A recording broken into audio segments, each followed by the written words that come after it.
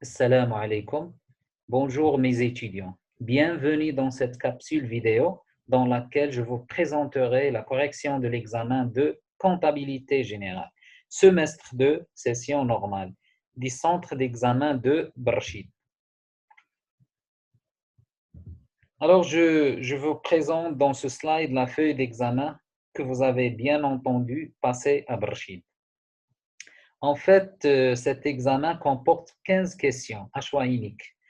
Pour chacune d'entre elles, j'ai proposé 4 réponses. Et bien sûr, parmi lesquelles vous allez choisir l'affirmation qui vous semble correcte. Alors, sans plus tarder, on passe maintenant à la correction des questions. Question 1. On a dans cette première question une entreprise qui a accordé une réduction sur facture pour paiement au comptant. Donc, il nous est demandé de préciser la nature ou bien le type de cette réduction. Comme vous apercevez, c'est une question très élémentaire, extrêmement facile. Alors, cette réduction est accordée du fait du paiement au comptant. Donc, elle est tributaire du mode de règlement. Et d'après les précisions ainsi formulées dans le cours sur les réductions commerciales et financières, nous nous rendons compte que la réduction en question correspond à l'escompte de règlement. Voilà, la case appropriée est celle de la réponse D.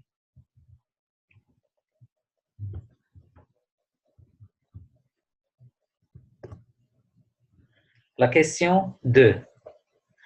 Une facture d'avoir A s'établit par le client.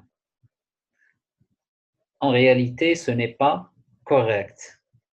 Que ce soit la facture d'avoir ou bien de droit, elles sont toutes les deux établies par le fournisseur.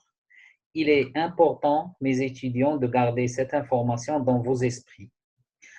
B, une facture d'avoir, elle ne peut plus être considérée comme une pièce justificative. Au contraire, en réalité, c'est le contraire. Hein. La facture d'avoir est un document obligatoire. Selon l'article 22 de la loi 0988 relative aux obligations comptables des commerçants, qui stipule que les entreprises sont censées conserver les documents comptables pendant une durée de 10 ans. Aussi, selon la loi 3085 relative à la TVA, plus précisément, c'est l'article 37, et également le Code général des impôts de 2020, précisément l'article 119. D'après ces deux textes, la facture est obligatoire. Donc, elle est considérée comme étant un instrument de preuve. À cet effet, l'affirmation B est inexacte. C. La facture d'avoir s'établit en cas de déconsignation d'emballage. Effectivement, parmi les cas où on établit la facture d'avoir, c'est lors de la déconsignation. Alors, le fournisseur est ainsi appelé à l'établir. D. La facture d'avoir constate l'augmentation de la dette des clients envers son fournisseur. Pas du tout. La facture d'avoir constate la diminution de la dette client et non plus son augmentation. À cet effet, vous devez cocher la case C. Voilà.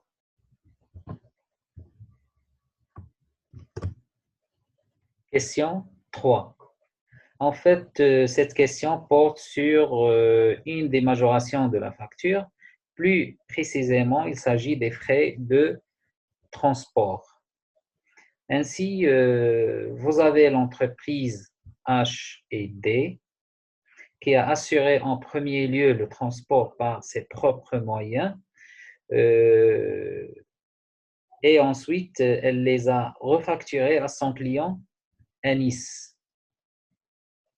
En ce propos, le compte relatif à ces frais accrédités chez H&D est parmi les 4 réponses suivantes. À votre avis, lequel? Alors, avant de répondre, il faut tout d'abord repérer le type de port parmi les 4 que vous avez déjà vu dans le cours. En effet, dans notre cas de figure, il s'agit des ports forfaitaires.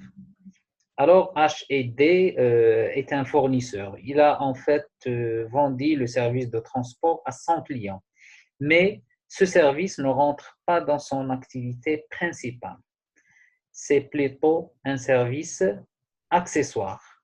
De ce fait, c'est très évident, le compte concerné est 71 276 ports et frais accessoires facturés. On coche alors la réponse D.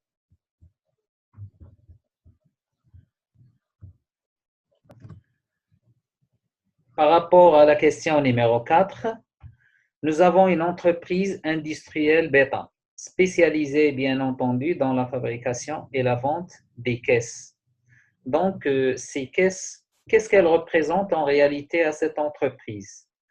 Voilà, c'est ça la question. En fait, est-ce qu'on peut les considérer comme des emballages?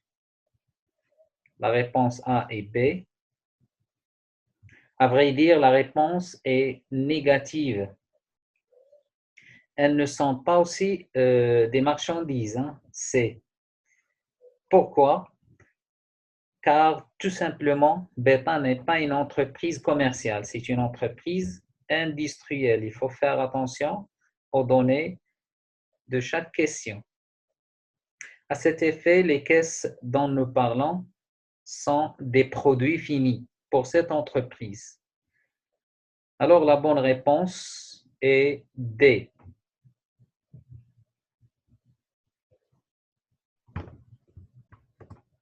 La 5e question.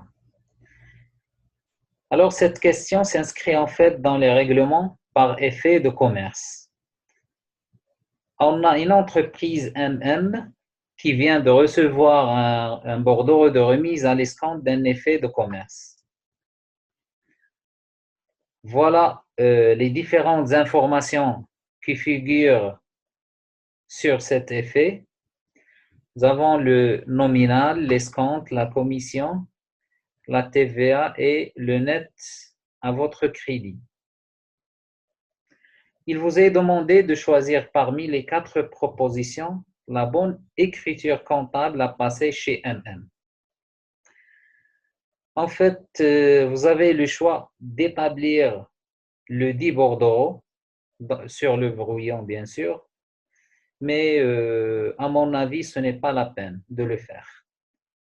Pourquoi? Parce que tout est donné dans la question. Vous avez toutes les données. Donc, il n'y a pas de calcul à faire. Même le net à votre crédit est donné. Donc, je vous conseille alors de raisonner de la manière suivante. La première chose, c'est que cette entreprise a reçu un bordereau de remise à l'escompte d'un effet auprès de sa banque. De ce fait, on doit débiter son compte banque par le net à votre crédit, qui est de 39 290 dirhams. Voilà. Donc, les 3 premières écritures présentent ceci. Voilà, A, B, C. Nous avons 51, 41, 51, 41, 51, 41. Donc, on trouve le débit des comptes banques dans les 3 premières réponses ou bien dans les 3 premières écritures. Alors, on continue pour déterminer la bonne écriture comptable. Nous avons 2 charges que l'entreprise a supportées. Il s'agit bien évidemment de l'escompte et de la commission. Ainsi, les comptes correspondants sont 6315 intérêts bancaires et sur opération de financement et 61742 frais sur effet de commerce. On remarque alors que ces deux comptes ne sont débités que dans les écritures B et C. On a également la TVA. On doit bien sûr débiter le compte 34 55 2. Et enfin, étant donné qu'il s'agit d'une opération de remise à l'escompte, on crédite alors le compte 55 20, crédit d'escompte.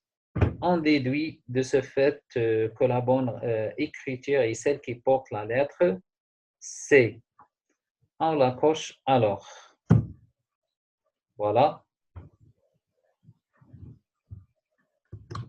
La sixième question. En fait, c'est une question sur les amortissements. On a une machine acquise pour une somme de 240 000 dirhams. La date de sa mise en service est le 3 janvier. Le taux de TVA est de 20%. C'est le taux normal. Le système d'amortissement adopté est celui dégressif. Voilà. La durée de vie de la machine est de 5 ans. Donc, cette question concerne le taux d'amortissement à appliquer en vue de calculer l'annuité de 2018. En réalité, c'est extrêmement simple à préciser, mais pour ne pas passer à côté de la bonne réponse, il vaut mieux d'établir tout d'abord le plan d'amortissement de cette machine, parce que vous en aurez besoin également dans les autres questions qui suivent.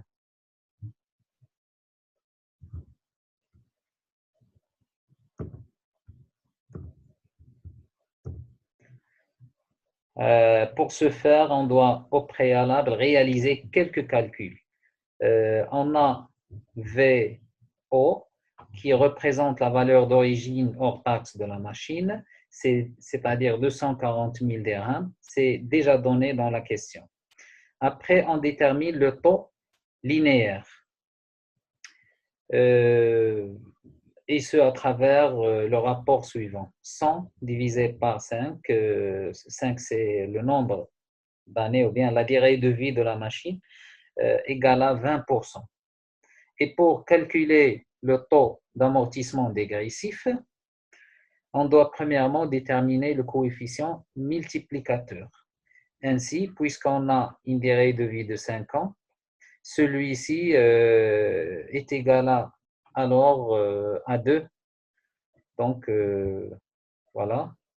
À cet effet, on multiplie le taux linéaire, c'est 20%, par 2. Et nous aurons 40% comme taux dégressif. Voilà. Donc, maintenant, il ne reste que l'établissement du plan d'amortissement. Alors, le voici. Nous avons 5 ans et 5 lignes. Voilà. Alors, pour la première année, en réalité, vous n'avez pas un grand problème. Pourquoi? Parce que vous n'allez pas appliquer le prorata temporel. L'année 2016 est tenue dans son entièreté pour calculer la dotation d'amortissement.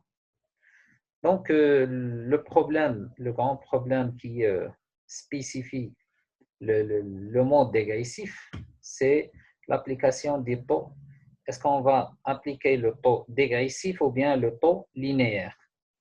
Alors, quand est-ce qu'on va appliquer le taux linéaire? C'est à partir de l'année où on a un taux linéaire supérieur au taux dégressif. C'est-à-dire lorsqu'on a le taux linéaire devient plus grand que le taux dégressif, on applique le premier, c'est-à-dire le taux linéaire.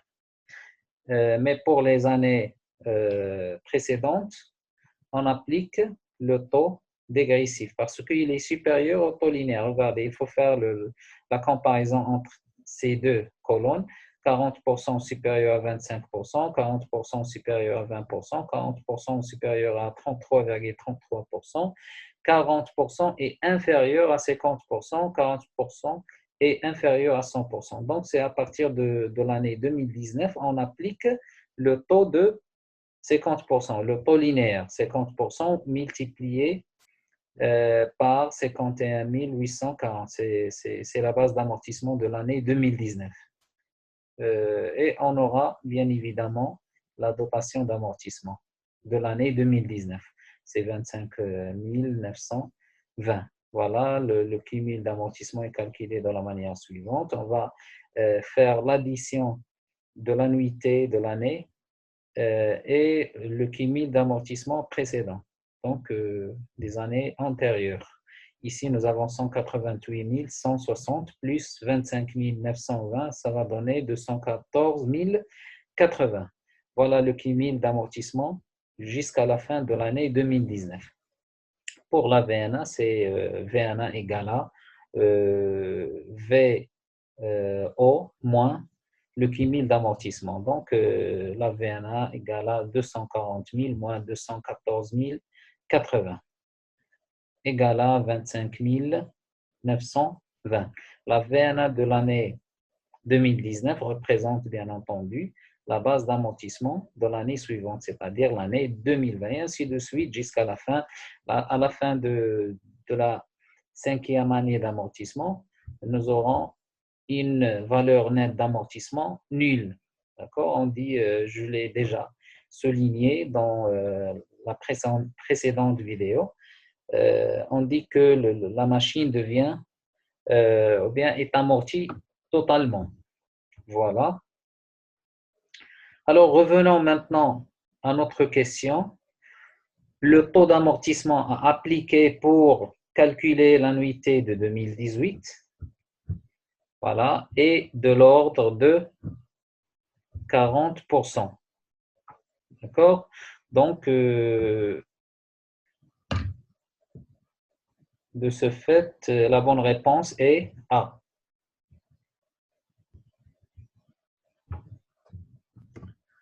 En ce qui concerne la question numéro 7, l'annuité d'amortissement de l'an 2017 s'élève à, vous avez 4 propositions. En fait, pour répondre à cette question, on doit se référer, bien entendu, au tableau d'amortissement que nous avons déjà élaboré. Le voici. Donc, la dotation de 2017 est égale à la valeur de 57 600. La bonne réponse est B. On coche alors la question 8. La même chose pour cette question, on se base encore une fois sur le tableau d'amortissement de la machine. Le cumul d'amortissement à la fin de l'année 2019 est égal à la somme de 214 080 dirhams, bien sûr. À cet effet, la bonne réponse est D. La question numéro 9, comme mentionné, elle n'est que le prolongement de la 6e question. Elle porte sur la comptabilisation à passer chez l'entreprise à la fin de l'année 2016. On revient alors au tableau d'amortissement pour définir convenablement les critères comptables à passer. Alors, comme d'habitude, dans le cas du mode dégressif, vous devez comparer la dotation linéaire et celle dégressive. Donc, comme vous voyez ici, la dotation dégressive est largement supérieure à celle linéaire. De ce fait, leur différence sera considérée dans la comptabilité comme une dotation non courante pour amortissement dérogatoire. Ainsi, la comptabilisation de la dotation de l'année 2016 est réalisée de la manière suivante. Alors, premièrement, vous allez constater la dotation de 2016 avec le montant de l'amortissement linéaire, c'est 48 000. Et par la suite, vous allez comptabiliser l'excédent de la dotation dégressive sur la dotation linéaire avec le montant qui représente la différence. C'est la différence entre les deux dotations. Voilà. À cet effet, nous cochons la réponse C. La question 10. Laquelle de ces affirmations est fausse? Donc, mes étudiants, faites attention. Il faut bien lire la question. On ne cherche pas la correcte affirmation. En revanche, on doit cocher plutôt celle qui est fausse. Pour A, comptablement, la consignation d'emballage n'est ni un produit pour le fournisseur, ni une charge pour le client. Cette donnée est vraie ou faux? Alors, pour avoir une idée sur l'exactitude de cette donnée, il faut tout d'abord rappeler les comptes qu'on mobilise lors de la comptabilisation de la consignation d'emballage, que ce soit chez le client ou bien chez le fournisseur. En réalité, deux comptes sont mouvementés à ce niveau-là, à savoir 34,13 fournisseurs créances pour emballage et matériel à rendre et 44,25 clients dettes pour emballage et matériel consigné. Donc, ce ne sont pas des comptes de produits ni de charges, ils sont plutôt des comptes de situation. Un compte de l'actif circulant et un compte du passif circulant. À ce titre, cette information est correcte. Elle ne doit pas alors cocher. Pour B, les amortissements sont en réalité des comptes de passifs, mais ils sont portés à l'actif du bilan. Par rapport à cette information comptable, nous avons avancé dans le cours que les amortissements sont en réalité des sous-comptes soustractifs de l'actif du bilan. Qu'est-ce que ça veut dire ça? Tout simplement, ils sont enregistrés dans l'actif, mais ils viennent en diminution des comptes d'immobilisation correspondants. À ce propos, cette affirmation est correcte. On ne doit pas alors la cocher également. Pour C, les frais préliminaires ne disparaissent pas du bilan lorsqu'ils sont entièrement amortis. Normalement, lorsqu'une immobilisation est totalement amortie, elle ne doit pas être retirée du bilan de l'entreprise. Mais quand est-ce qu'on peut faire ça? Bien évidemment, c'est lorsqu'elle est mise au rebut ou bien cédée.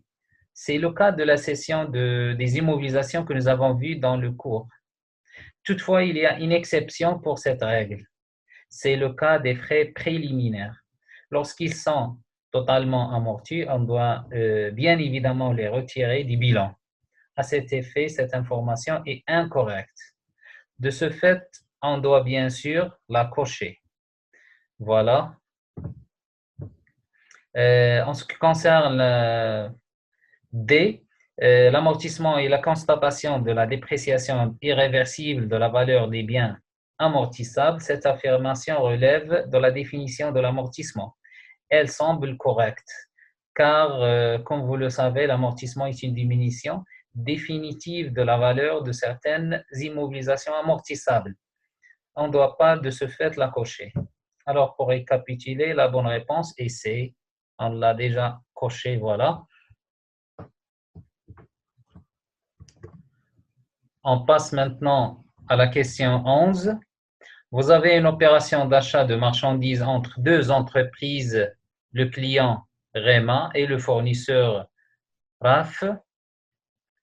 Vous avez également quelques éléments relatifs à la facture qui correspond à cette opération et il vous est demandé de déterminer la bonne écriture comptable de celle-ci chez le client.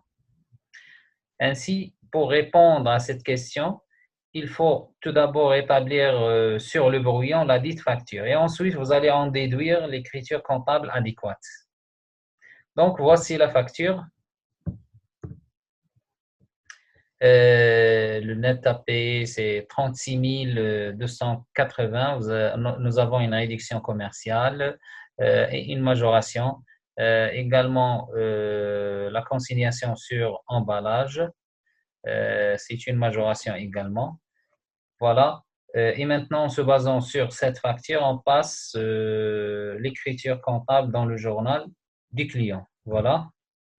On a débité premièrement 3 comptes, en l'occurrence achat de marchandises et la TVA récupérable sur charge, fournisseur, créance pour emballage et matériel à rendre. Et en contrepartie, nous avons crédité le compte fournisseur. Pourquoi? Parce que le mode de règlement n'est pas spécifié dans la question. Donc, on va considérer que celui-ci est à crédit. À cet effet, la bonne réponse qui vient en conformité avec cette écriture est A. Voilà. La question numéro 12. Cette question est en fait relative au règlement par les effets de commerce. Plus précisément, ça concerne quelques opérations effectuées entre deux entreprises.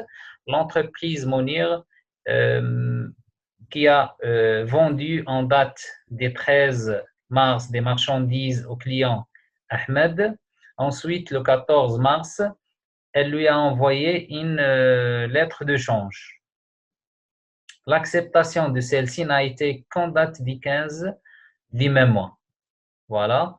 Alors, il est demandé de vous de préciser les comptes à mouvementer chez Mounir le 14 mars.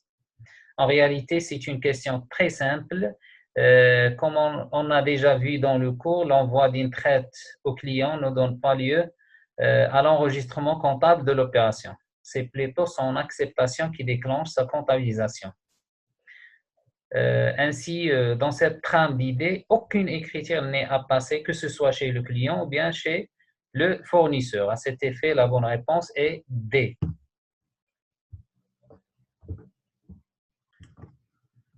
La question 13. Vous avez ici quelques opérations comptables. En premier lieu, le 17 mars, l'entreprise HH a reçu auprès de son client un chèque bancaire. Ensuite, elle l'a remis à l'encaissement auprès de sa banque. Et ce, le 18 mars. Et enfin, cette dernière lui a envoyé un avis de crédit. À ce propos, la question posée est relative à l'enregistrement comptable du 18 mars chez HH. À votre avis, quelle est la comptabilisation à passer en cette date, c'est-à-dire lors de la remise du chèque à l'encaissement? Alors, pour bien répondre à cette question, il faut déterminer tout d'abord l'écriture comptable à passer préalablement, c'est-à-dire en date du 17 mars.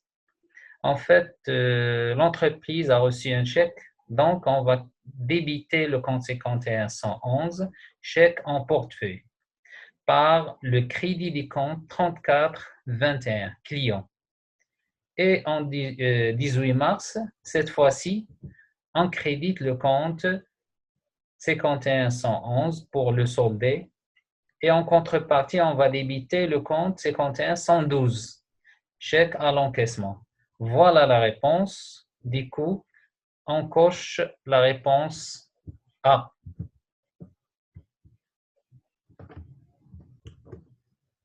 La question 14. Cochez la bonne affirmation. Alors pour A, la TVA est un impôt direct. Est-ce que c'est correct? En fait, c'est pas juste. Pourquoi? Parce que tout simplement, la TVA est un impôt indirect. Ça veut dire que le consommateur final ne la paie pas directement.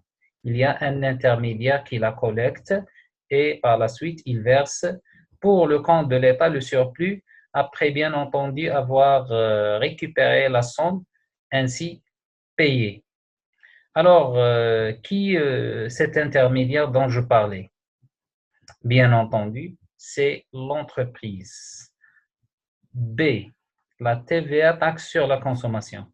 C'est tout à fait correct, elle taxe sur la consommation. On consomme et on paye la TVA. C, la déclaration mensuelle de la TVA concerne les personnes qui ont réalisé durant l'année écoulée un chiffre d'affaires inférieur à 1 million de dirhams. Manifestement, c'est le contraire. Selon l'article 108 du Code général des impôts de 2020, les personnes qui sont censées déclarer mensuellement la TVA sont celles qui ont réalisé lors de l'année précédente un chiffre d'affaires supérieur ou égal à 1 million de dirhams et pas inférieur. D. Le régime de l'encaissement est optionnel au Maroc. Également, cette affirmation est incorrecte, car le régime optionnel au Maroc est le régime des débits et pas celui de l'encaissement. Alors, comme on vient de le dire, la bonne réponse est B.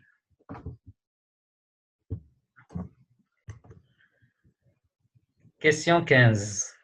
En fait, pour cette dernière question, de même, il vous est demandé de cocher l'information qui vous apparaît exacte. C'est 4 informations concernant les provisions.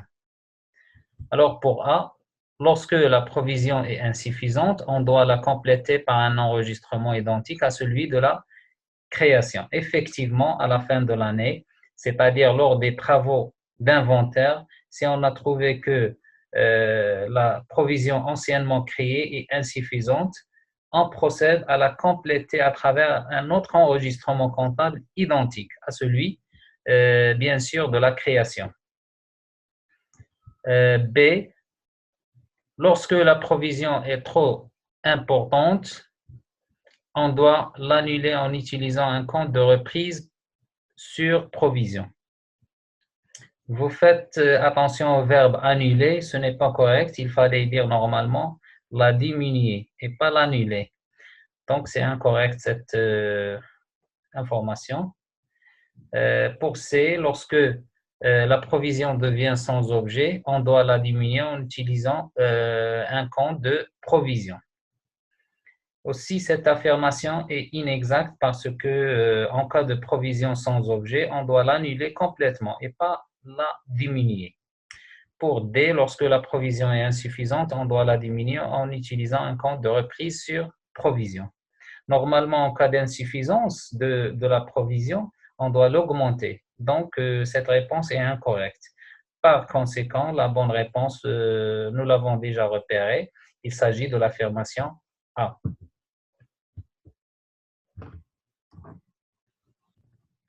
En guise de récapitulation, je vous expose dans cette diapositive la grille de l'ensemble des bonnes réponses de l'examen du centre de Barchid. La voici. Enfin, je tiens à vous remercier vivement en vous souhaitant, bien entendu, un très bon courage. Et à la prochaine, Inch'Allah.